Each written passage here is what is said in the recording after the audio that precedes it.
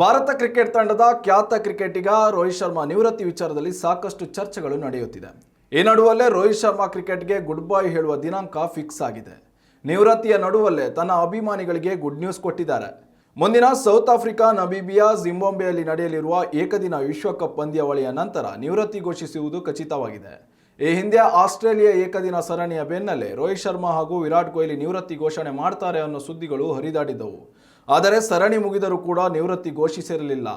ಇದೀಗ ರೋಹಿತ್ ಶರ್ಮಾ ಅವರ ಬಾಲ್ಯದ ಕೋಚ್ ದಿನೇಶ್ ಲಾಡ್ ಹಿಟ್ಮ್ಯಾನ್ ಯಾವಾಗ ನಿವೃತ್ತಿ ಘೋಷಿಸುತ್ತಾರೆ ಅನ್ನೋ ಕುರಿತು ಉತ್ತರ ಕೊಟ್ಟಿದ್ದಾರೆ. ಆಸೀಸ್ ಸರಣಿಯಲ್ಲಿ ರೋಹಿತ್ ಶರ್ಮಾ ಭರ್ಜರಿ ಆಟದ ಪ್ರದರ್ಶನ ನೀಡಿದರು. 3 ಪಂದ್ಯಗಳಲ್ಲಿ ಶತಕ ಹಾಗೂ ಅರ್ಧಶತಕ ಸಿಡಿಸಿ ಮಿಂಚಿದರು. ಅದರಲ್ಲೂ ಸಿಡ್ನಿಯಲ್ಲಿ ಅಜೇಯ 121 ರನ್ ಬಾರಿಸುವ ಮೂಲಕ ತಮ್ಮ ನಿವೃತ್ತಿ ಕುರಿತ ಸುದ್ದಿಗಳಿಗೆ ಪೂರ್ಣ ವಿರಾಮ ಹಾಕಿದ್ದಾರೆ.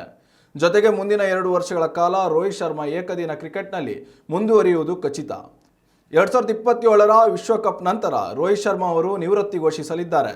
38 ವರ್ಷದ ರೋಹಿತ್ ಶರ್ಮಾ 40 ವರ್ಷದವರೆಗೂ ಕ್ರಿಕೆಟ್ ವೃತ್ತಿ ಜೀವನವನ್ನು ಮುಂದುವರಿಸುವುದು ಖಚಿತವಾಗಿದೆ.